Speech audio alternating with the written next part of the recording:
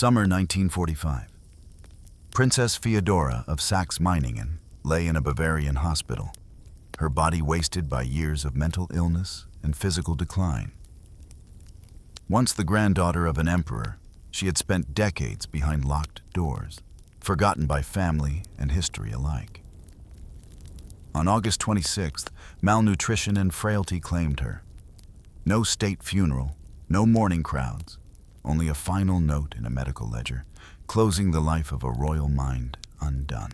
In the spring of 1879, when the cherry trees of Potsdam had just begun to lose their blossoms to the breeze rolling in from the Havel River, a child entered the world carrying in her veins the mingled bloodlines of two empires, Prussia and Britain.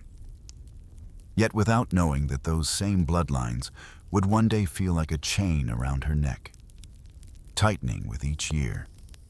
Princess Feodora Victoria Auguste Marie Marianne von Saxe-Meiningen was born on May 12th, in a palace whose windows reflected both the rigid symmetry of Prussian discipline and the softer elegance imported from the English court. Her father, Bernhard III, Duke of Saxe-Meiningen, was a man molded by the military traditions of Germany's rising power, proud yet emotionally distant, while her mother, Princess Charlotte of Prussia, was the daughter of Emperor Frederick III and Empress Victoria, the latter being the firstborn child of Britain's Queen Victoria, a woman who had reigned so long that the concept of monarchy itself seemed to wear her face. The very corridors of her childhood home were steeped in protocol.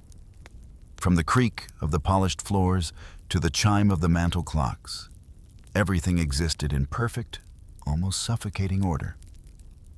And the air itself seemed to whisper of duties yet to come. Feodora was not a child in the ordinary sense, allowed to run unobserved in a meadow or stain her dress with grass. She was, from the moment she could stand, an object of display, a living emblem of alliance between thrones, presented in carefully arranged garments before relatives whose smiles were polite but rarely warm. Her earliest memories would have been a tapestry woven from contrasts, the clipped, brisk German spoken by her father's staff and the lilting English of her maternal relatives. The gleam of military medals on dress uniforms at Prussian parades and the scent of roses cultivated in the English style by gardeners who had once served her grandmother. The firm hand of a governess who believed a princess must rise before dawn, and the softer, more melancholic influence of her mother, who carried the weight of her own unhappy marriage, and who often retreated into silence when marital tensions sharpened. Yet for all the grandeur of her lineage, the emotional climate of her home was a brittle one. Her father's sense of duty left little room for tenderness, and her mother's quick temper and restlessness meant that even moments of affection could dissolve into sharp words or icy distance. Feodora, an only child, found herself caught between two parents who seemed unable to look at each other without measuring the gulf between their expectations. And she learned early that her role was not to seek comfort, but to maintain the facade. Chin lifted, back straight, eyes trained on the horizon during public appearances, no matter the private coldness in the air behind the carriage doors. Visitors to the palace often remarked on her solemnity, an unusual trait in someone so young. She listened more than she spoke, storing away the cadences of adult conversation, the coded exchanges that hinted at political rivalries, the quickened tone when someone mentioned Russia or the House of Hohenzollern. Her tutors praised her for her memory, her ability to recite entire passages of history or scripture, but even they could not pierce the quiet reserve that seemed to grow deeper as she aged. In the summers, when the family visited other royal residences, she was paraded through drawing rooms filled with cousins who would one day sit on thrones, each child already conscious of their rank, already aware that play was a rehearsal for future diplomacy. Among them, Feodora's place was ambiguous. She was a granddaughter of an emperor, yes, but she was also from a smaller German duchy, her father's influence limited, her mother's standing clouded by a reputation for unpredictability.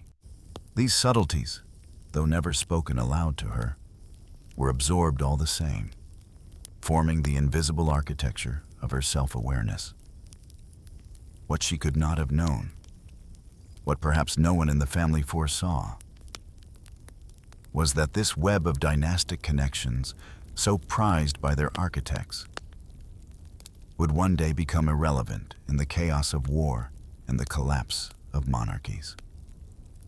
In her infancy, the German Empire under Kaiser Wilhelm I seemed as immovable as the palaces that housed it. And Britain's empire stretched across oceans. The idea that the names etched in gold on court invitations might fade into footnotes would have seemed absurd. But for Feodora, even in those years of apparent stability, the seeds of her eventual isolation were being sown, not in the politics of nations, but in the more private, corrosive politics of family life.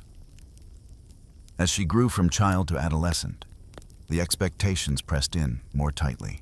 Her education was no longer about curiosity, but about preparation. She learned not only languages and geography, but the nuances of precedence. Who entered a room first? How to greet a dowager queen versus a reigning one?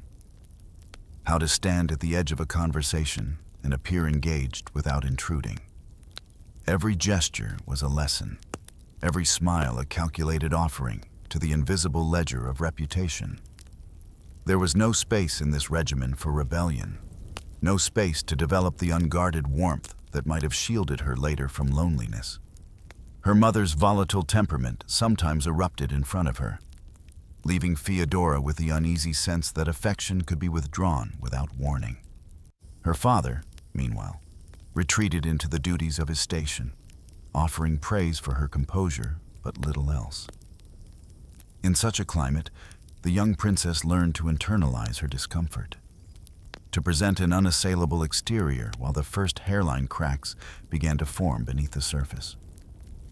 The rare moments of freedom, walking in the gardens without an attendant hovering too close, reading by a window in the late afternoon, were treasured, but they were not enough to counterbalance the constant scrutiny. In portraits from this period, she appears poised, her features composed into the ideal of a royal daughter. Yet the eyes betray something quieter, not defiance, not sadness exactly, but a kind of watchfulness, as though she were always bracing for a shift in the air around her. In that watchfulness lay the first shadow of what would come. For while Feodora was born into two empires, it was not their might that would define her life. It was the narrowness of the path laid out for her, a path with no exits, where even the slightest deviation could mean disgrace. And in such a path, the mind can begin to turn inward, to pace the same corridors it has walked for years, until the very act of being observed becomes a prison in itself. By the time she reached the cusp of adulthood, she had already mastered the art of being seen without revealing herself, a skill invaluable to royalty, but dangerous to the soul. It was a lesson learned too well, for it would one day leave her stranded in silence, her inner life a sealed chamber no one could enter, in a world that would not pause to notice her slipping away. From the earliest days when she could understand the whispered conversations of governesses or the firm instructions of her tutors, Princess Feodora knew.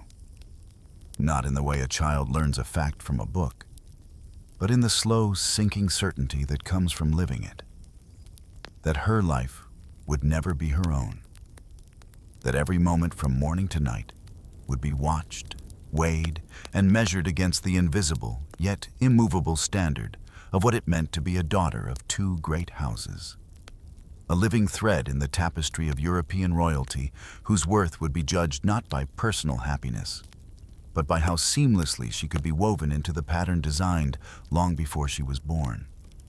Her days began at precisely the same hour, marked not by the sun, but by the precise chime of a clock in the hallway outside her chambers. followed by the deliberate knock of a lady-in-waiting, whose voice, though polite, carried the unspoken reminder that lateness was not a permissible indulgence for someone of her position. Breakfast was taken in a small, formal room with her mother, where conversation was measured, posture was corrected without a word, and even the way she lifted a spoon or folded a napkin was silently assessed as part of her preparation for the role that awaited her in the world beyond these walls. To the outside observer, these were the privileges of royalty. A child draped in fine fabrics, served the best food, surrounded by attendants whose sole purpose was to anticipate her needs. But to Feodora, even as a girl, there was an undertone of constraint, for the opulence was never freely hers to enjoy. It was a stage set, and she, the leading figure, was expected to perform without deviation from the script, to be not simply herself, but the embodiment of a political asset whose value lay in her potential to cement alliances between ruling houses through marriage. The expectations were explicit in the conversation she overheard between her parents and their advisors, who spoke of suitable matches as though discussing the placement of a valuable but delicate artifact, mentioning princes in far-off courts, weighing the strength of their family lines, calculating the advantages to be gained if she were paired with this one or that. Nowhere in these discussions was there a pause to consider the feelings of the young woman whose life would be shaped by the outcome. For the question of whether she might love the man chosen for her was irrelevant beside the question of whether the union would fortify dynastic power. From the age when other children might be playing games in the open air, she was instead learning the correct inflections of multiple languages so she could address foreign dignitaries without a trace of hesitation. She was taught to dance not for joy, but to move in precisely the manner expected at formal balls. She was trained to sit through hours of ceremonies without betraying restlessness, her face composed into a mask of serenity, while her mind counted the seconds until she could be dismissed. Even her leisure was curated for its suitability, her reading material chosen to improve her moral and intellectual standing, her walks confined to the gardens under the discreet yet ever-present watch of a chaperone, her interactions with others her age limited to those of equal or higher rank, as if friendship itself could be a political liability if not properly managed. The result was a life in which spontaneity had no soil in which to grow, where every decision from the smallest to the greatest was shaped by the awareness that she was being observed, judged, and, in some sense, preserved for a purpose she had not chosen. Over time, the boundaries became so internalized that she hardly noticed the physical presence of those who monitored her. The real constraint was the one she carried inside her, the voice that told her before she even acted whether something was permissible, whether it would be deemed appropriate, whether it might reflect poorly on her family if seen or heard by the wrong person. It was in this way that the palace became not just her home, but a kind of gilded training ground for a role that had no room for the individual self, only for the persona required by her lineage. The irony, though she could not articulate it then, was that for all the precision with which she was molded for her part in the grand theater of monarchy, she was never truly destined to hold a throne. She was to be the link in a chain, a vessel to carry bloodlines forward, a name to be inscribed in marriage contracts and formal announcements, but not in the annals of power. This understanding, dim at first and sharper with each passing year, carried its own peculiar weight. The burden of responsibility without the promise of authority, the demand for perfection without the reward of autonomy. On the rare occasions when she accompanied her parents to public events, standing at her mother's side during parades, riding in carriages drawn by horses whose hooves struck the cobblestones in measured rhythm, attending concerts in grand halls where every gaze seemed to rest on her as much as on the musicians, she could feel the expectation in the air around her like an extra layer of clothing, heavy and inescapable. The smiles she offered were genuine enough to fool most.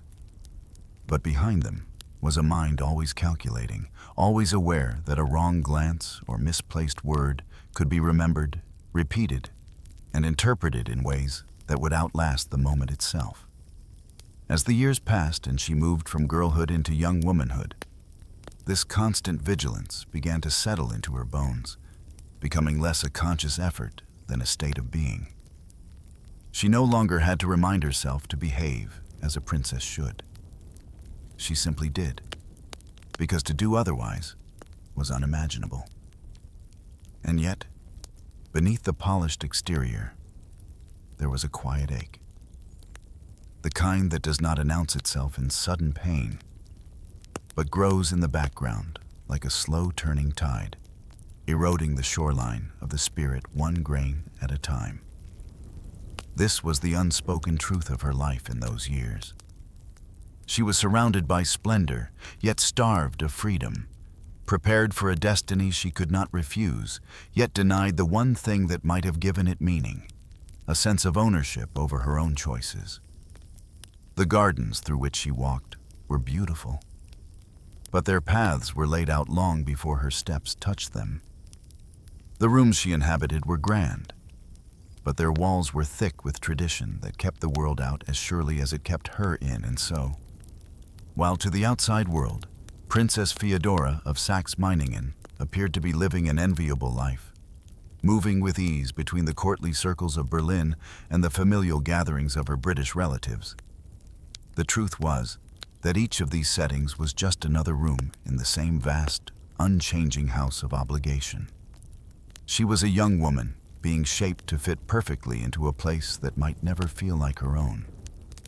And though she did not yet know it, the strain of living under this unrelenting weight, of carrying a crown she would never wear, was already leaving its first invisible marks upon her mind. By the spring of 1898, when the lilacs in the gardens of Potsdam were beginning to release their heavy fragrance into the air, Princess Feodora had reached the age when the conversations that had hovered in the background of her youth, the whispered lists of eligible princes, the cautious evaluations of titles and territories, the discreet inquiries into temperaments and family histories, were no longer abstractions, but matters of immediate reality. And so, with the inevitability of a tide that neither wind nor will could reverse, the next step in her life was presented to her not as a choice, but as the logical conclusion of all that had been prepared since her earliest days. The man chosen for her was Prince Heinrich Reuss of Köstritz, a name that to the court chroniclers of the time sounded suitably grand, adorned with the Roman numerals that signaled deep dynastic roots. But to Feodora, whose heart had not been consulted in the matter, was little more than a cipher, a polite formal figure who existed in her life at first only through the measured exchanges of chaperoned meetings and carefully phrased letters. In those early encounters, there was no spark, no flicker of the intimacy that poets promised love might bring. Instead, there was the cool formality of two actors reciting lines in a play they had not written, each aware of the other's role, each conscious that the audience, their families, their sovereigns, their respective courts, expected nothing less than flawless execution. The wedding, when it came, was as splendid as protocol required. A pageant of uniforms and jewels, of organ music swelling under vaulted ceilings, of formal vows spoken in voices steady enough to mask the absence of passion. Guests who attended saw what they were meant to see: the alliance of two noble houses sealed with solemn dignity. They did not see the quiet blankness in Feodora's eyes as she walked down the aisle, nor the way her hands, gloved in white, tightened around the bouquet as if to steady herself against the weight of the moment. Marriage altered her circumstances, but not her condition. The palace she moved into was grand in its own right, with rooms filled by portraits of solemn ancestors and windows that looked out over manicured grounds. Yet the atmosphere was not warm, but airless. the kind of space where every sound seemed to echo too loudly, where conversation was often reduced to the exchange of formal courtesies, and where the life of the household revolved around scheduled events rather than the unpredictable rhythms of affection. Heinrich was courteous but distant. His interests focused on his military duties and the obligations of his rank. He dined with her, escorted her at public functions, and ensured that the appearance of marital unity was maintained. But in private, he rarely lingered long enough to ask how she felt, let alone to discover the quieter truths of her inner life. In the first months, she attempted to bridge the gap, suggesting shared outings, introducing topics of conversation that might lead to familiarity. But each effort seemed to meet a polite yet immovable wall, as if some unspoken agreement had been made that their lives would run parallel, touching only where necessity dictated. Over time, the silence between them became its own language, one in which neither spoke directly of disappointment, yet both understood it. The social calendar of their union was relentless. Dinners with visiting dignitaries, balls hosted to honor military victories or commemorate royal anniversaries, afternoons devoted to charity events where Feodora's presence was more symbolic than substantive. She learned to move through these obligations with the same practiced grace she had cultivated in her girlhood, her smile measured, her gestures refined. But beneath the surface, the sense of being a living emblem, rather than a living woman, deepened. There were moments, fleeting but sharp, when she caught herself imagining a different life, one in which marriage might have been the joining of two people who sought each other's company, not from duty, but from desire, in which shared laughter could echo through the halls without concern for who might overhear. Yet such thoughts were dangerous in a world where personal longing was dismissed as self-indulgence. And so she folded them away, as one might fold a letter never meant to be sent, and returned to the posture expected of her. The years began to take on a repetitive rhythm. The seasons marked less by natural change than by the sequence of formal events. Winter receptions, spring garden parties, summer travels to family estates, autumn hunting gatherings. The faces changed somewhat. The fashions shifted subtly. But the essential pattern remained the same. And with each passing year, the realization that her marriage would not transform into something richer or warmer settled more heavily upon her. It was not that Heinrich was cruel. His distance was not sharpened into malice. But the absence of connection can be as corrosive as the presence of hostility, wearing away at the spirit in increments too small to measure until one day the damage is undeniable. Feodora began to feel less like a wife and more like a ceremonial attachment, a figure expected to appear at her husband's side in photographs and processions, to host visiting ladies of rank, to ensure that the domestic side of his public image was impeccable, all without asking for or receiving anything in return beyond the maintenance of her title. In this atmosphere, the palace became a kind of ornate cage, the beauty of its architecture unable to disguise the fact that its doors, though perhaps unlocked, led only to other rooms just as confining. She found small refuges, moments alone in the library, walks in the less visited corners of the grounds. But even these were tinged with the awareness that her life was being lived in narrow lanes defined by others. Friends from her youth became more distant as their own marriages and positions occupied them. And though she had acquaintances enough to fill a guest list, there were few with whom she could speak freely. By her late 30s, the absence of children in the marriage, whether by choice or by circumstance, had become another layer of quiet separation between her and the role she was expected to play. In the society of her time and rank, motherhood was not only a personal matter, but a public one, a proof of vitality and a contribution to the continuity of the house. Without it, she was seen by some as incomplete, a perception that further diminished her standing in subtle but tangible ways. What perhaps weighed most heavily, though, was the erosion of her own sense of self. In the absence of affection, and in the presence of constant formality, she began to retreat inward, her thoughts circling in patterns as enclosed as the life she inhabited. There was no open conflict to point to, no singular moment of rupture, only the steady accumulation of days in which she felt unseen, a figure moving through rituals that might have been performed by anyone with the proper training. And yet, to the watching world, nothing was amiss. The marriage persisted. The appearances were maintained. The photographs from formal occasions showed a couple whose composure was intact. Only Feodora knew the truth, that behind the elegance and the titles lay a hollowness that could not be spoken of without risking scandal, that she was already living in a kind of quiet exile, not from a place, but from the intimacy and freedom that make life feel like one's own.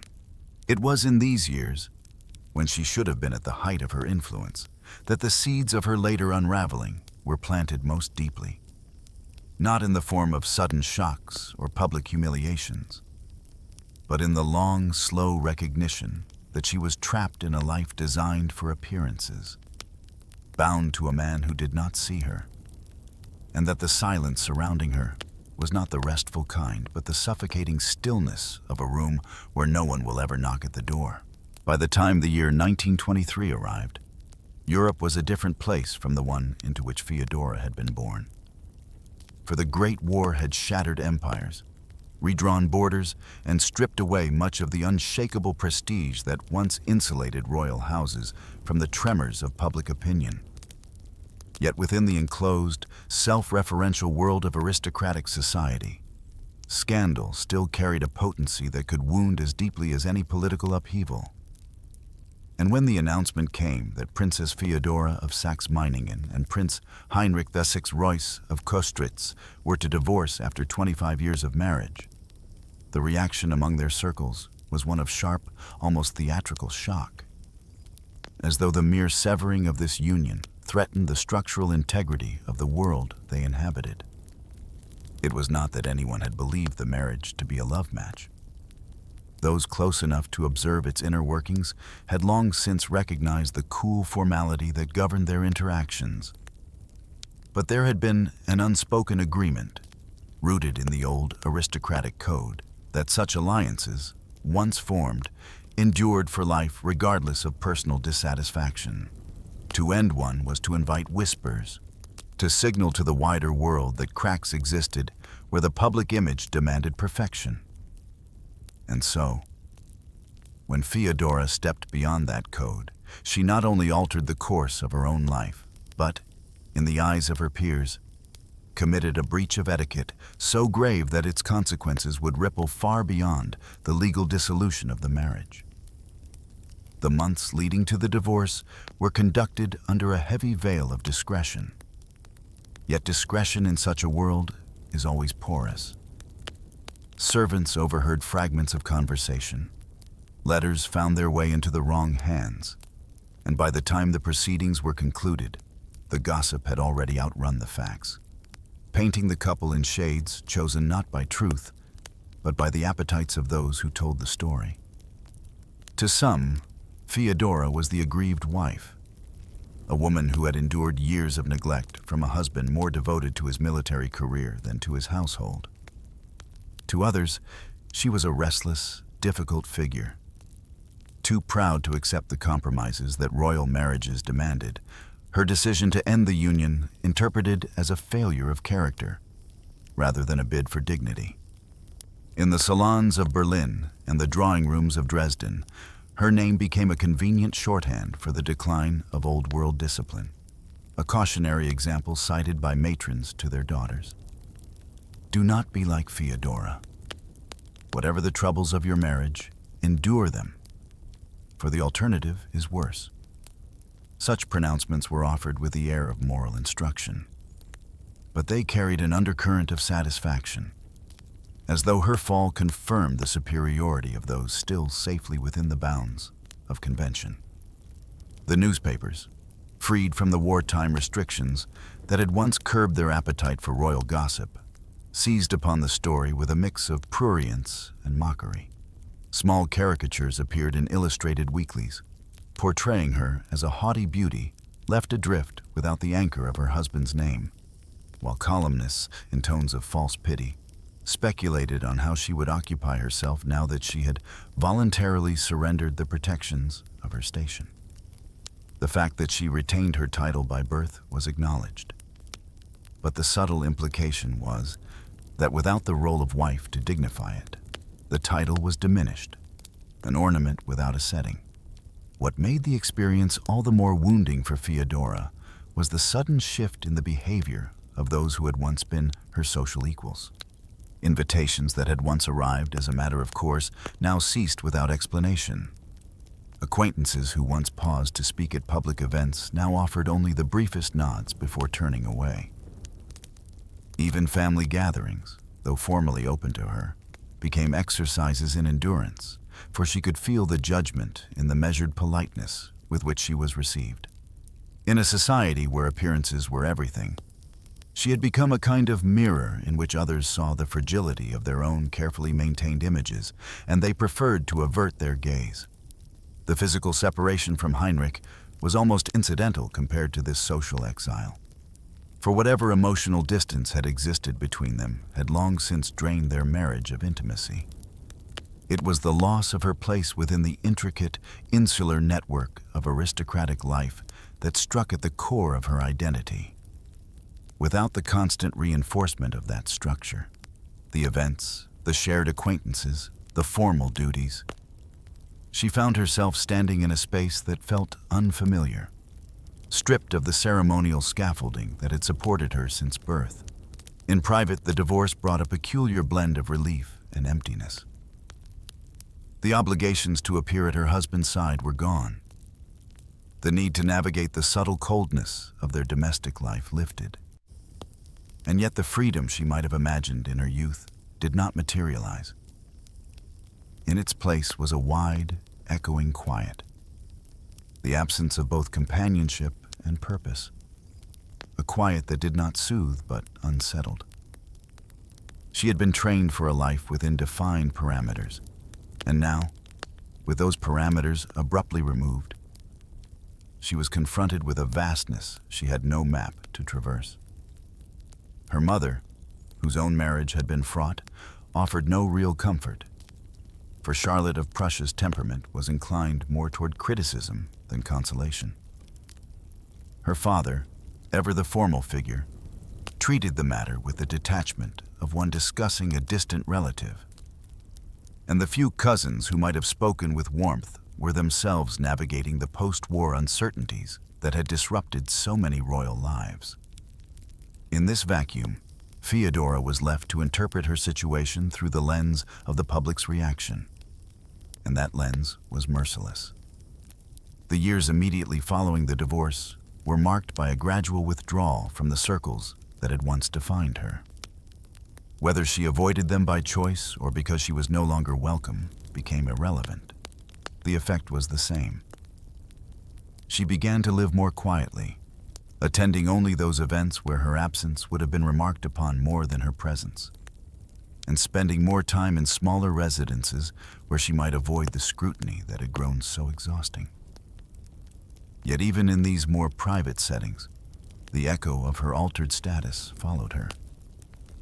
She could sense it in the way new acquaintances approached her with curiosity edged by caution, as though they were unsure whether her company was entirely respectable. The scandal, as all scandals do, eventually faded from the front pages, replaced by newer dramas and fresher names. But for Feodora, it never ceased to cast its shadow. In the brittle hierarchy of aristocratic memory, certain breaches are forgiven but not forgotten, and she had crossed a line that, in the eyes of her peers, marked her as a woman who had failed in the essential duty of her role. That mark, though invisible, would follow her into the next chapter of her life, one in which the erosion of her place in society would be compounded by the far more insidious erosion of her own mind. For now, however, she carried herself with the same outward composure that had been drilled into her from childhood, moving through the world as if nothing had changed, even as the foundation beneath her had already begun to crumble.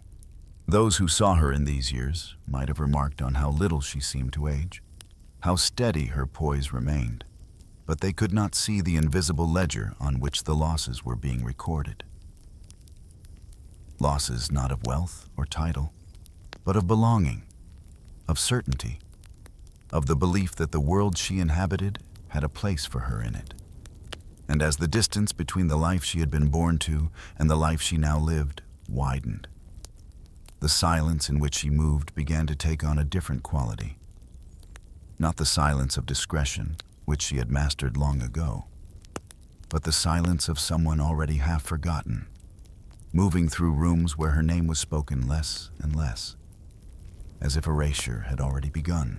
In the years that followed her divorce, Feodora's life seemed to contract, not suddenly, like a door slammed in the face, but gradually, like a corridor narrowing without her realizing it, until she was forced to walk with her shoulders brushing the walls. And it was in that tightening space, socially, emotionally, and physically, that the first undeniable signs of mental unraveling began to emerge. Signs that, in another age, might have been met with concern and treatment, but in the aristocratic Europe of the early 20th century were more often met with embarrassment, whispered about behind closed doors, and dealt with by quietly removing the afflicted from sight. At first, the changes were subtle enough to be dismissed by those around her. A tendency to stare into the middle distance during conversation, as though some invisible thread of thought had pulled her away. An increasing reluctance to accept invitations, even from the few friends who still extended them. A preference for remaining indoors on days when she had once found solace in walking the gardens. These small retreats could be attributed, in charitable interpretation, to the natural effects of disappointment, of living through personal and public upheaval. But beneath them, something more insidious was taking hold. She began to speak of being watched, not in the theatrical sense of a public figure aware of gossip, but with a quiet certainty that there were individuals, unnamed, unseen, whose purpose was to observe her, to follow her movements, to record what she said. At first, she mentioned these fears cautiously, testing the reactions of those to whom she confided them. But when their polite denials failed to reassure her, she withdrew further, deciding that no one could be trusted to understand what she knew to be true. The servants noticed changes in her routines. She would lock her bedroom door from the inside, even during the day. She would close the shutters and draw the curtains on bright afternoons. She would write letters only to tear them up moments later, scattering the pieces into the fire, as though to prevent them from falling into the wrong hands. As the years passed, the episodes of fear were joined by periods of deep, heavy stillness. Days when she would remain in her rooms, speaking to no one, eating little, her face pale and her eyes shadowed, her mind circling the same unanswerable questions until exhaustion claimed her. At night, sleep often eluded her, and the long hours between dusk and dawn became stretches of pacing, of murmuring to herself, of sudden bursts of weeping without apparent cause. Those who glimpsed her in these states spoke later of a woman both fragile and formidable, as though her mind were at once under siege and fiercely defending itself against a world she could no longer navigate. Family members, when they spoke of her at all, did so in lowered voices, framing her condition not as an illness, but as an unfortunate turn of temperament. A phrase that allowed them to avoid the discomfort of acknowledging that the bloodline of emperors and queens could be touched by the same frailties as any other. There were no public appeals for help, no consultations with the era's emerging psychiatric experts, such openness would have been unthinkable. Instead, the solution was one of containment. Her social engagements were reduced to a bare minimum, and those who visited her were carefully chosen from among the most discreet. This containment, while perhaps intended as protection, had the opposite effect on Feodora's mind. Deprived of varied conversation, of new places, of the gentle jostling of daily life that keeps thoughts moving outward, her focus turned increasingly inward, her fears feeding on themselves in the silence. Without contradiction or distraction, her sense of being shadowed grew more elaborate. Her conviction that she was the subject of hidden schemes more deeply rooted. It did not matter that the political world had largely forgotten her, that her name rarely appeared in print. In her mind, the unseen observers were constant and tireless. The physical signs of her decline began to accompany the mental ones. She lost weight, not dramatically at first, but steadily, until the fine-boned elegance that had once been remarked upon by society photographers took on a sharper, more brittle quality. Her hands, always delicate, became almost translucent, the blue tracery of veins visible beneath the skin. Her movements slowed, as though each step and gesture required deliberate effort. Even her voice, once clear and measured, began to waver, carrying the faint tremor of someone speaking from a distance, as if across water. There were days when she could still present herself in the old way, composed and correct. And these moments, when she would receive a visitor with polite conversation, or sit at a window and comment on the weather, were enough to foster the illusion in the minds of those who wanted to believe it, that she was merely not quite herself, but essentially sound. Yet these bright intervals were brief and increasingly rare, and each was followed by a longer period of withdrawal, as if the effort of pretending to be well had drained her of what little strength she possessed. In the society into which she had been born, there was little tolerance for visible weakness, and none at all for the erratic or the inexplicable. To be mentally unwell was to risk becoming a figure of ridicule or pity, both intolerable outcomes for a princess whose life had been shaped around the preservation of dignity. And so, as the 30s approached, the decision was made, by whom exactly is unclear, that she would spend more time in seclusion, shielded from the public eye, not only to protect her, but to protect the family from the awkward necessity of explaining her condition. This meant fewer journeys, fewer formal occasions, fewer chances for her to inhabit the roles she had been trained for. And in their absence, the contours of her world shrank still further. The people who had once surrounded her, attendants, companions, advisors, dwindled in number. Those who remained learned to speak gently, to avoid sudden changes in routine, to manage her fears without directly contradicting them. They became experts in the art of quiet reassurance, though whether their efforts reached her in the depths of her isolation is doubtful. For even then, in those moments when she appeared calm, there was a distance in her gaze, a suggestion that her thoughts were elsewhere, walking corridors that no one else could see. By the end of this period, the transformation was undeniable. The poised young woman, who had once moved with ease through the drawing rooms of two empires, was now a figure who moved slowly through dimly lit rooms, whose days were defined less by the passage of time than by the fluctuations of her own inner weather. The descent into the shadows of her mind had not been swift, but it was steady, and in its persistence it carried her further from the life she had known, until the world beyond her immediate surroundings became less a place she belonged to than a rumor she sometimes remembered. And if there was tragedy in the fact that her illness went unspoken, there was equal tragedy in the fact that she herself perhaps could no longer have spoken of it, even if permitted.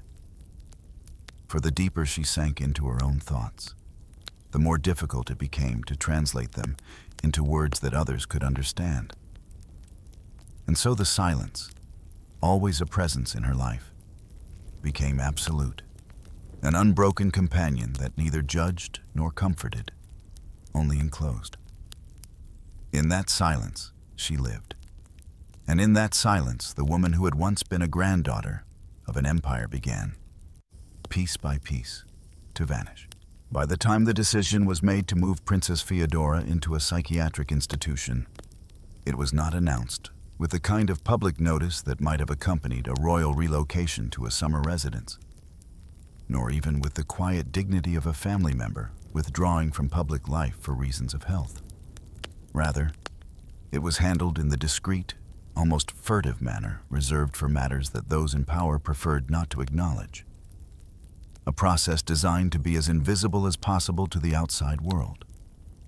As though invisibility itself could erase the fact that a granddaughter of Queen Victoria was being placed behind locked doors for the remainder of her life.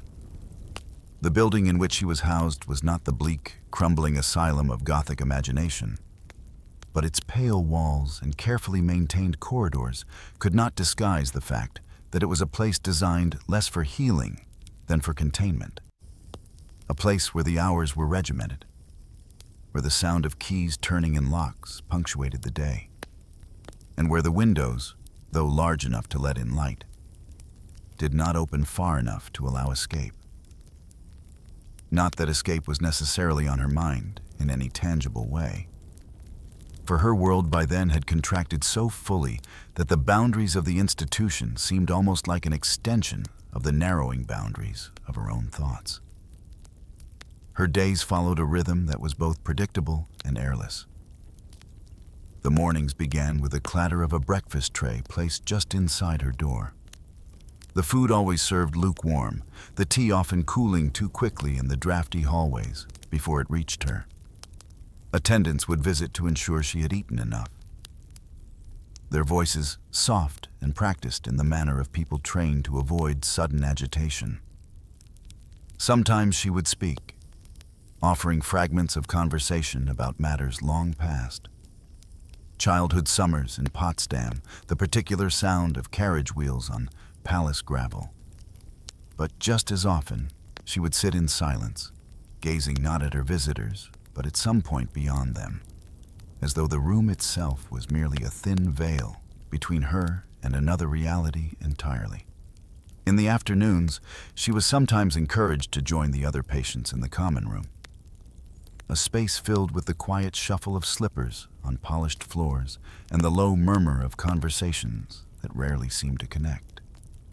Here, she was not Her Highness, or even Princess Feodora, but simply another woman among many whose lives had been reduced to the slow pacing of corridors and the occasional flicker of recognition when a familiar attendant passed by. For a woman raised to believe her identity was inseparable from her title, the stripping away of formal address was perhaps one of the most profound losses, though it was unlikely that anyone around her recognized how deeply this absence could hollow a person's sense of self.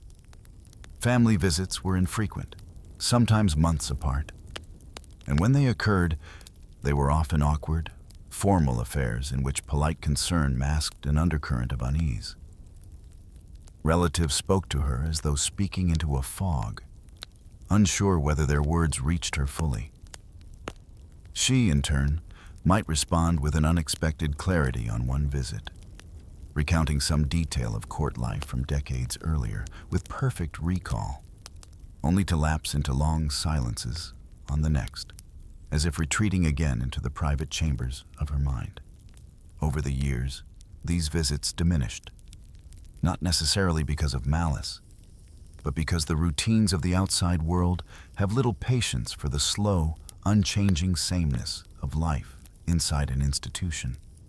The medical notes that survive from these years are clinical and detached, offering no more insight into her inner life than a list of symptoms. Patient remains withdrawn, displays periods of agitation, especially when approached unexpectedly. Speech is coherent but tangential, appetite variable, sleep disturbed. There's no mention of the woman she had been, no acknowledgement of the lineage that had once made her name a matter of international interest. Only the reduction of her existence to observable behaviors, as though the history she carried could be erased by the narrowing focus of the hospital's record-keeping. Outside the institution, the world moved through revolutions, economic collapses, and the rise of new regimes. Inside, Feodora's life became an endless series of small repetitions. The same corridors, the same neutral-toned walls, the same measured footsteps of nurses moving from room to room. There were no seasons in her world, only the shift of light through the high windows, the occasional scent of disinfectant stronger than usual. The sound of rain against glass, or the distant tolling of a church bell that marked time for a town she would never again walk through freely. And yet, within the confines of her room, there were traces of the old life she had once led, though they were muted and carefully controlled. A single framed photograph of her parents sat on the small table by her bed. A silk scarf, once part of a gown worn to a court ball, had been folded and placed in the top drawer of her wardrobe. A small leather-bound book of poetry lay on the windowsill, though whether she still read it or simply kept it as a relic was unclear. These objects, ordinary to an outsider, were perhaps the last physical links to a past that was otherwise preserved only in memory. And memory, for Feodora, had become an unreliable companion. Years passed in this way, and with each one, her connection to the outside world grew fainter. The attendants changed. The doctors rotated through their appointments. But she remained. Her life marked not by events, but by the absence of them, when illness or injury befell another patient. It was spoken of briefly and then absorbed into the institution's unchanging rhythm. When news from beyond the gates was mentioned, it was often delivered in vague terms, stripped of urgency, as if to prevent any spark of disruption in the carefully maintained calm. Feodora's physical health, once robust, began to decline under the constraints of this life. The long hours of inactivity weakened her muscles. Her posture, once so carefully trained for courtly appearances, began to stoop. Her hands, which had once moved with the deliberate grace of a woman accustomed to being watched, now trembled slightly when she reached for a teacup. Even her voice, already softened by years of disuse, grew quieter, until it was often necessary for attendants to lean close to catch her words. If she ever thought of escape, she gave no sign of it. Perhaps she understood, on some level, that there was nowhere to escape to, that the society which had once claimed her so proudly had no place for her now, that the homes of her youth had been repurposed or destroyed, that the world outside had shifted into something unrecognizable. Or perhaps she had simply ceased to imagine a life beyond the narrow limits of her current existence, accepting the walls around her as the edges of the world.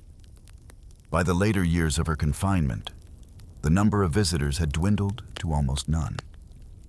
A distant cousin might call on her once a year, or an old family acquaintance passing through Bavaria might arrange a brief visit out of a sense of duty. But there were no reunions, no gatherings, no return to the web of relationships that had once given her life its structure. The silence, which in her earlier years had been something she carried within her, was now all around her, a constant presence in the echoing hallways and the dimly lit rooms of the institution. And so it was that Princess Feodora, born into the glitter of two empires, the product of generations of diplomacy and dynastic calculation, spent the greater part of her later life behind doors that locked from the outside.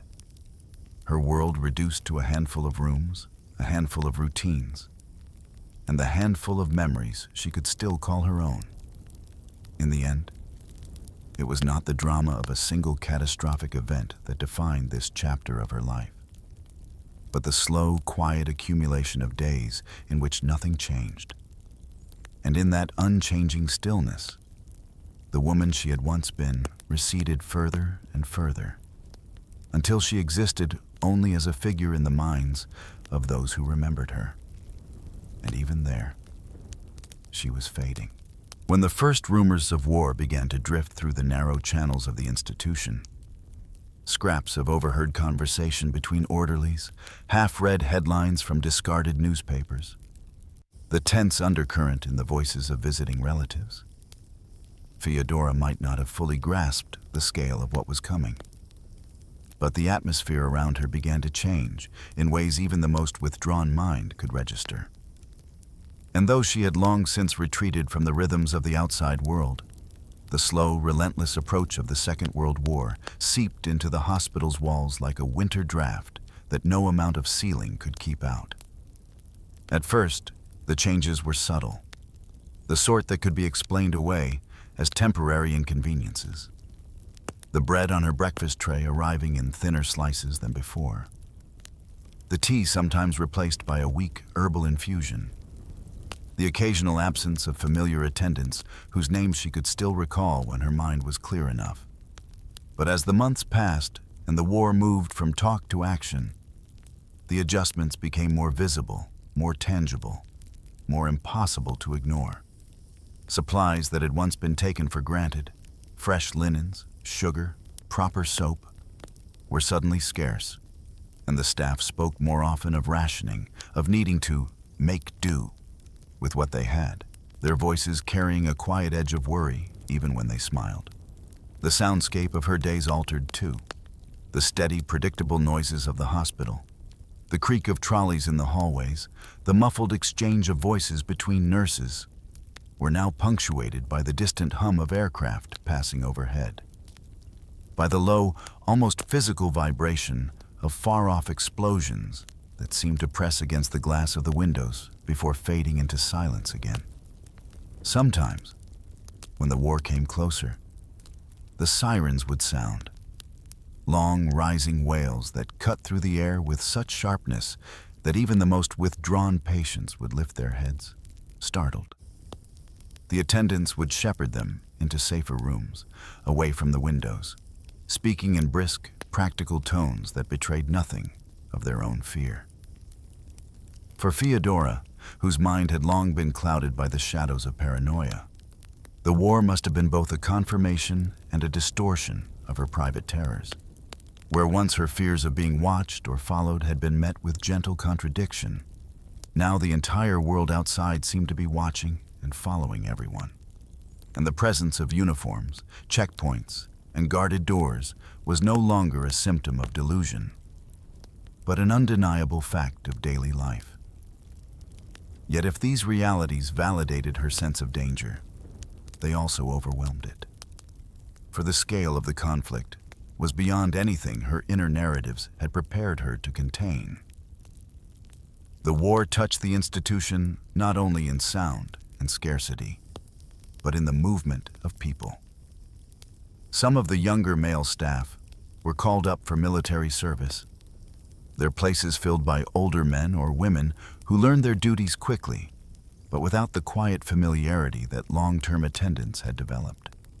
Patients who had once been stable enough to leave were sent home to families who could care for them, making room for new arrivals, many of them civilians whose minds had been broken by bombings, bereavement, or the simple, unbearable strain of living in constant uncertainty. The wards, once marked by the low murmur of a handful of voices, now carried a more restless energy, the sounds of sobbing, shouting, and the endless pacing of those unable to sit still under the weight of their own thoughts. Even in this shifting environment, Feodora remained largely in her own small orbit, her days structured as they had been before, though the content of those days was diminished.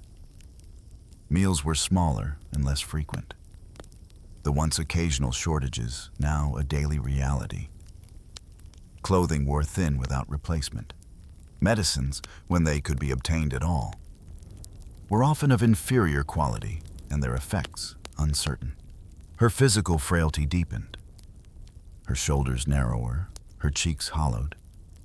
Her once careful hair now more often left unpinned, streaked with gray that no one thought to disguise. The winters were the worst. Coal for heating was scarce, and the hospital's high-ceilinged rooms were difficult to warm. Patients and staff alike wore extra layers indoors, wrapped themselves in blankets, and gathered in the few spaces where stoves still burned. For Feodora, whose body had grown more vulnerable with each passing year of confinement, the cold was a particular hardship, seeping into her bones and sapping what little energy she had. Her hands, once delicate and steady, now trembled not only from the fine tremor of age and illness, but from the chill that never quite left her. Outside the gates, the war consumed everything. Cities she had once visited in her youth were reduced to rubble. Countries whose rulers she had met at formal dinners were occupied. Their monarchies abolished or driven into exile. The royal world into which she had been born was collapsing piece by piece under the weight of modern warfare and shifting political tides. Yet in the hospital, where news arrived filtered and delayed, this vast unraveling reached her only in fragments. An overheard mention of a palace seized, a photograph in an abandoned newspaper showing a cousin in exile, the absence of certain names from the lips of the few visitors who still came. The longer the war dragged on, the more the hospital itself became a kind of besieged outpost. Supply lines grew thinner, repairs were postponed indefinitely, and the staff operated with the weary efficiency of people who had learned to expect less and less. For the patients, whose lives were already defined by limitation, the war's privations were an intensification of the restrictions they had long endured. Though for some, perhaps for Feodora among them, the difference between peacetime confinement and wartime scarcity was less a change of kind than of degree. By the early 1940s, the sound of bombing raids had become familiar. The sudden plunges into darkness during blackouts routine.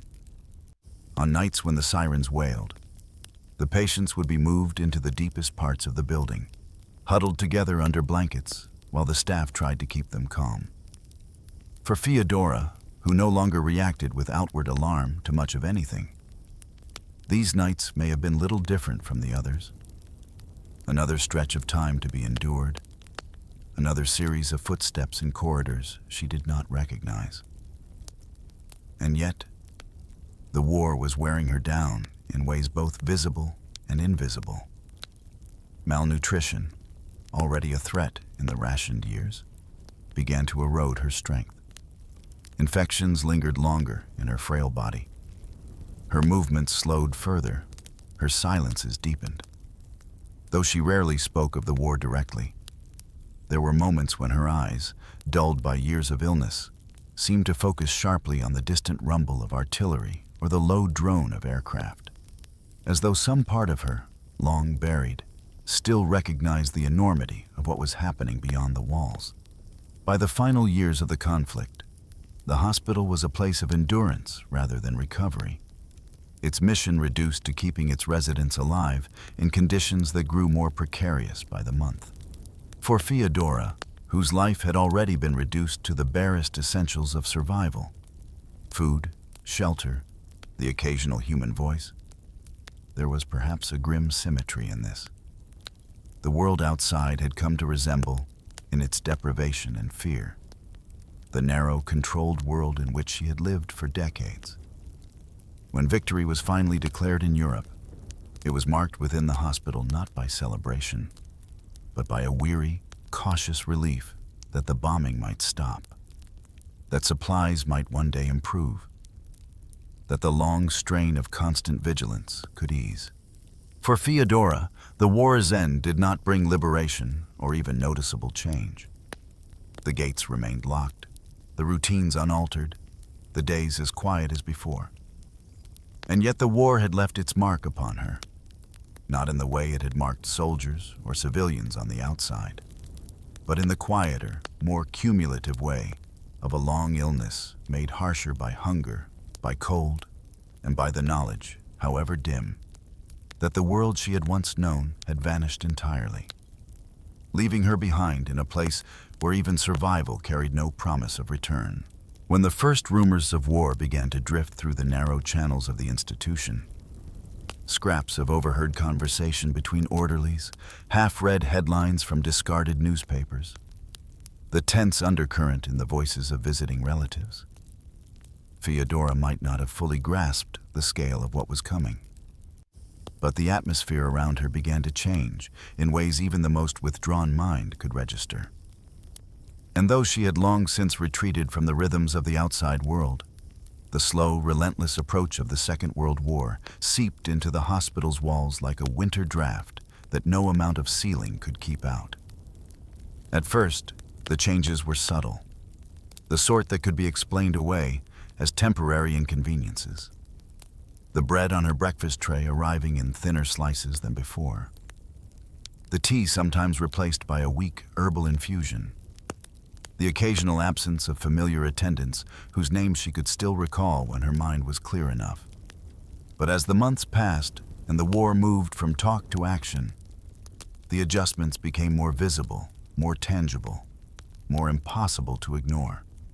Supplies that had once been taken for granted, fresh linens, sugar, proper soap, were suddenly scarce, and the staff spoke more often of rationing, of needing to make do with what they had, their voices carrying a quiet edge of worry even when they smiled. The soundscape of her days altered too.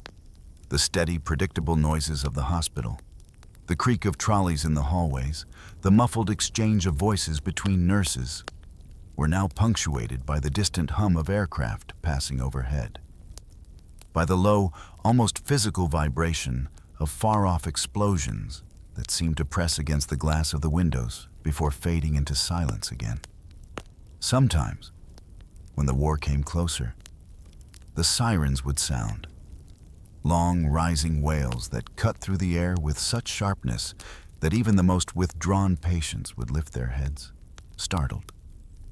The attendants would shepherd them into safer rooms, away from the windows, speaking in brisk, practical tones that betrayed nothing of their own fear. For Feodora, whose mind had long been clouded by the shadows of paranoia, the war must have been both a confirmation and a distortion of her private terrors. Where once her fears of being watched or followed had been met with gentle contradiction, now the entire world outside seemed to be watching and following everyone. And the presence of uniforms, checkpoints, and guarded doors was no longer a symptom of delusion, but an undeniable fact of daily life. Yet if these realities validated her sense of danger, they also overwhelmed it. For the scale of the conflict was beyond anything her inner narratives had prepared her to contain. The war touched the institution not only in sound and scarcity, but in the movement of people. Some of the younger male staff were called up for military service, their places filled by older men or women who learned their duties quickly, but without the quiet familiarity that long-term attendance had developed. Patients who had once been stable enough to leave were sent home to families who could care for them, making room for new arrivals, many of them civilians whose minds had been broken by bombings, bereavement, or the simple, unbearable strain of living in constant uncertainty. The wards, once marked by the low murmur of a handful of voices, now carried a more restless energy, the sounds of sobbing, shouting, and the endless pacing of those unable to sit still under the weight of their own thoughts. Even in this shifting environment, Feodora remained largely in her own small orbit, her days structured as they had been before, though the content of those days was diminished. Meals were smaller and less frequent, the once occasional shortages now a daily reality. Clothing wore thin without replacement. Medicines, when they could be obtained at all, were often of inferior quality and their effects uncertain. Her physical frailty deepened. Her shoulders narrower, her cheeks hollowed. Her once careful hair now more often left unpinned, streaked with gray that no one thought to disguise. The winters were the worst. Coal for heating was scarce, and the hospital's high-ceilinged rooms were difficult to warm. Patients and staff alike wore extra layers indoors, wrapped themselves in blankets, and gathered in the few spaces where stoves still burned. For Feodora, whose body had grown more vulnerable with each passing year of confinement, the cold was a particular hardship, seeping into her bones and sapping what little energy she had. Her hands, once delicate and steady, now trembled not only from the fine tremor of age and illness, but from the chill that never quite left her. Outside the gates, the war consumed everything. Cities she had once visited in her youth were reduced to rubble. Countries whose rulers she had met at formal dinners were occupied. Their monarchies abolished or driven into exile. The royal world into which she had been born was collapsing, piece by piece, under the weight of modern warfare and shifting political tides. Yet in the hospital, where news arrived filtered and delayed, this vast unraveling reached her only in fragments. An overheard mention of a palace seized, a photograph in an abandoned newspaper showing a cousin in exile, the absence of certain names from the lips of the few visitors who still came. The longer the war dragged on, the more the hospital itself became a kind of besieged outpost. Supply lines grew thinner, repairs were postponed indefinitely, and the staff operated with the weary efficiency of people who had learned to expect less and less. For the patients, whose lives were already defined by limitation, the war's privations were an intensification of the restrictions they had long endured. Though for some, perhaps for Feodora among them, the difference between peacetime confinement and wartime scarcity was less a change of kind than of degree. By the early 1940s, the sound of bombing raids had become familiar. The sudden plunges into darkness during blackouts routine. On nights when the sirens wailed, the patients would be moved into the deepest parts of the building, huddled together under blankets while the staff tried to keep them calm. For Feodora, who no longer reacted with outward alarm to much of anything, these nights may have been little different from the others. Another stretch of time to be endured, another series of footsteps in corridors she did not recognize. And yet, the war was wearing her down in ways both visible and invisible. Malnutrition, already a threat in the rationed years, began to erode her strength. Infections lingered longer in her frail body. Her movements slowed further, her silences deepened. Though she rarely spoke of the war directly, there were moments when her eyes, dulled by years of illness, seemed to focus sharply on the distant rumble of artillery or the low drone of aircraft, as though some part of her, long buried, still recognized the enormity of what was happening beyond the walls. By the final years of the conflict, the hospital was a place of endurance rather than recovery, its mission reduced to keeping its residents alive in conditions that grew more precarious by the month. For Feodora, whose life had already been reduced to the barest essentials of survival, food, shelter, the occasional human voice, there was perhaps a grim symmetry in this. The world outside had come to resemble, in its deprivation and fear, the narrow, controlled world in which she had lived for decades. When victory was finally declared in Europe, it was marked within the hospital not by celebration, but by a weary, cautious relief that the bombing might stop, that supplies might one day improve, that the long strain of constant vigilance could ease. For Feodora, the war's end did not bring liberation or even noticeable change. The gates remained locked, the routines unaltered, the days as quiet as before. And yet the war had left its mark upon her, not in the way it had marked soldiers or civilians on the outside, but in the quieter, more cumulative way of a long illness made harsher by hunger, by cold, and by the knowledge, however dim, that the world she had once known had vanished entirely, leaving her behind in a place where even survival carried no promise of return. In the days following Feodora's death, the absence of ceremony was so complete that it seemed less like a deliberate choice and more like the natural conclusion of a life that had been steadily erased long before it ended. For there was no carriage draped in black cloth making its way through the streets, no solemn procession of mourners bearing her to a family vault, no wreaths sent from distant royal cousins to mark their remembrance. Instead, her passing was acknowledged only in the most functional of ways, with the hospital staff ensuring the body was delivered to the local undertaker, and the undertaker, working with quiet efficiency, preparing her for burial in a manner indistinguishable from any other patient who had died in that place, whether they had been born to obscurity or to a palace. Her grave was not in the ornate cemeteries of royal tradition, with their marble angels and wrought iron enclosures, but in a modest plot marked by a simple stone that bore only her name, her dates of birth and death, and nothing else. Not her titles, not her lineage, not even an epitaph to hint at the life she had once lived. And so, to anyone passing by, she was simply Feodora von Saxe-Meiningen, a name without a story, one among hundreds whose identities had been reduced to stone and earth.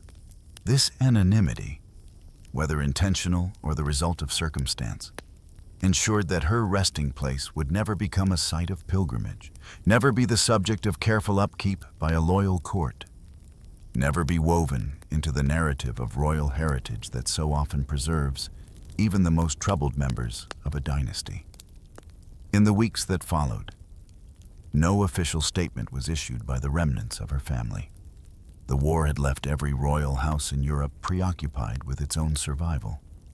Some in exile, some stripped of their thrones, some scrambling to maintain even a ceremonial role in newly reshaped nations. And Feodora, who had been absent from public life for decades, simply did not register as a priority.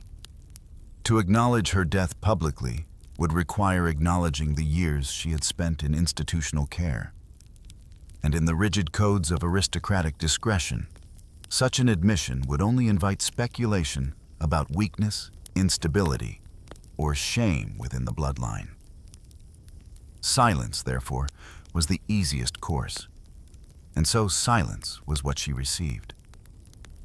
In genealogies published after the war, her name appeared inconsistently, sometimes reduced to a small line in the margins, sometimes omitted altogether, as if she were a cousin whose existence had been so peripheral that it required no more than a footnote. In the grandly illustrated family trees that hung in drawing rooms or were printed in commemorative albums, her absence created no visual gap. The lines of descent flowed smoothly from one name to another, bypassing hers without comment, as though she had never been born into that line at all. Even among those few who remembered her personally, the tendency was to speak of her obliquely, with phrases like, "She was unwell," or "Her life was difficult." Short sentences that closed the subject rather than opened it. This quiet erasure was all the more striking because of the family she came from.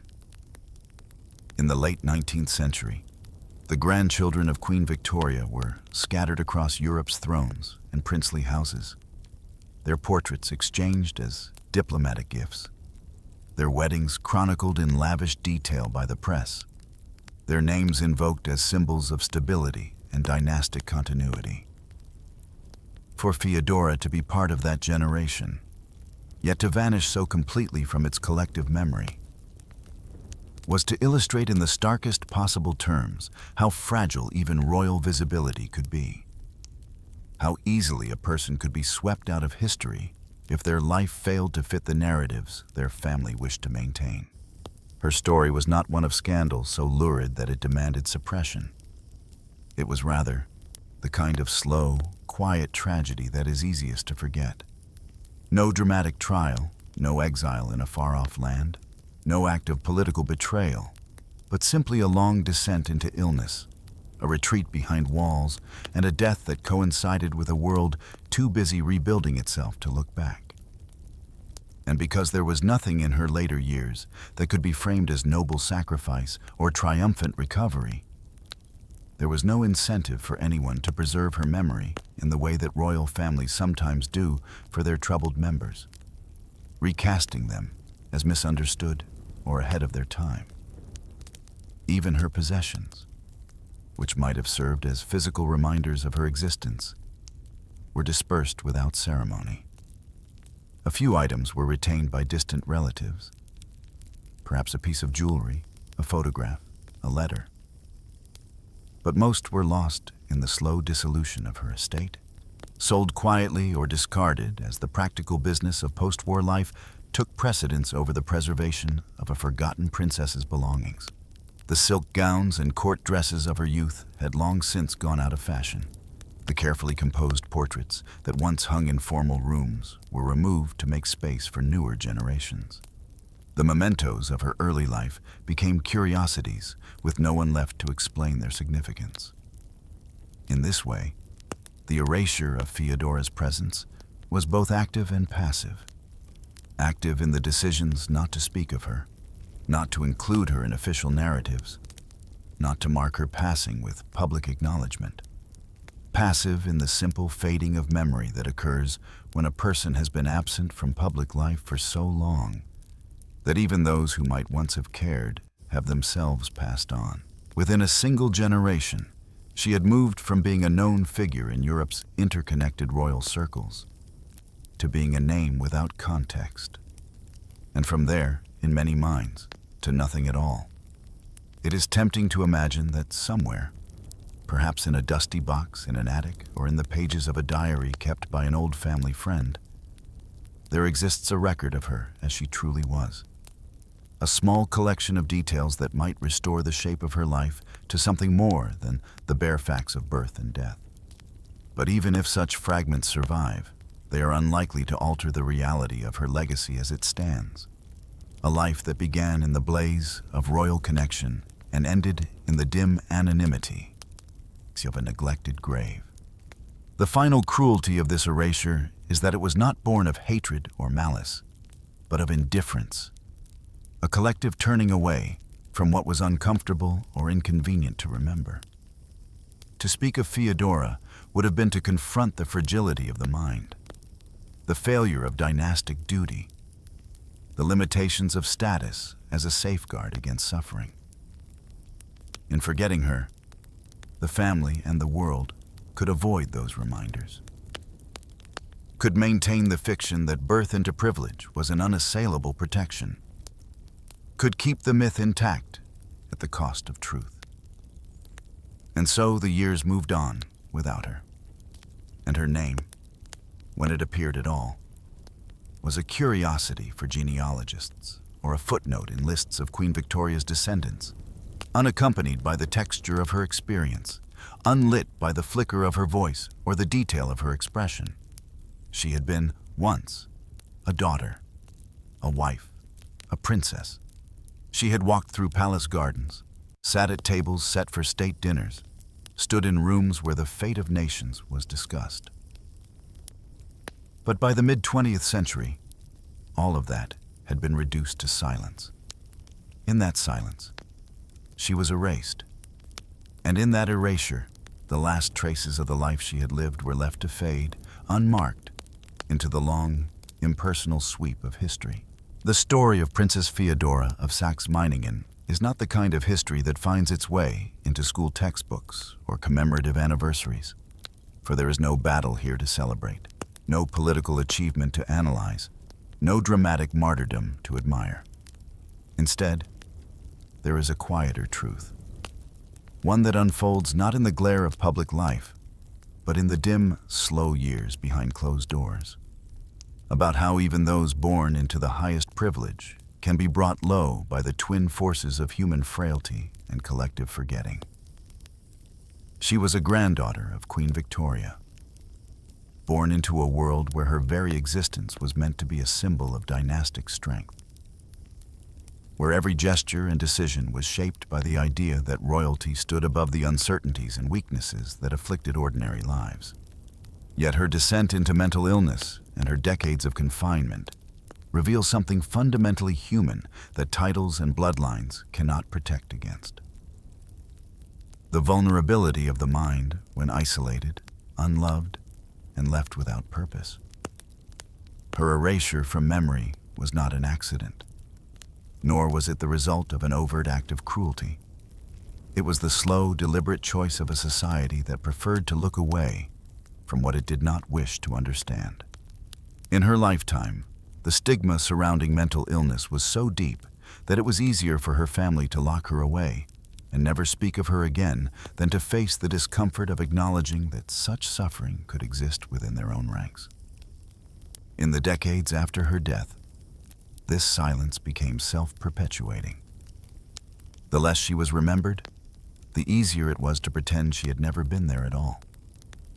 We like to imagine that history remembers everyone who matters, but in truth, it remembers only those who fit the narratives we want to tell. Feodora did not fit. She did not lead an army, save a kingdom, or marry into greater glory. She lived a life that drifted further and further from the public stage. And when she was gone, the world had no place for her in its stories. And yet, in her quiet tragedy lies a lesson as sharp as any drawn from the grand dramas of kings and queens.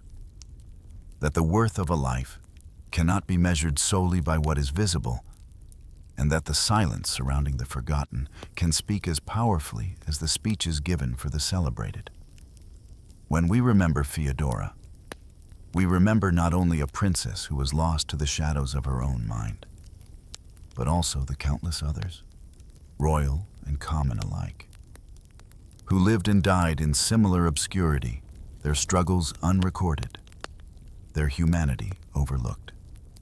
It is an uncomfortable reminder that the forces that erase people from history are still at work today, deciding whose stories will be told and whose will be allowed to vanish. Telling her story is, in its own small way, a defiance of that erasure. It is a way of placing her back into the timeline from which she was removed, of saying that her life did matter, even if it mattered quietly. And perhaps, in remembering her, we can also remember to look more closely at the lives around us now, the ones that do not make headlines, the ones that would otherwise slip past us unnoticed, and see them for what they are, full human lives, deserving of dignity in both living and memory. If the dark ages of history are not only the centuries of collapsed empires and vanished learning, but also the shadows where individual lives are hidden from view, then Feodora's life is one of those unlit corners we must bring into the light. And here, at the end of her story, the light we shine is small, but it is steady, and that is enough to ensure she is forgotten no longer.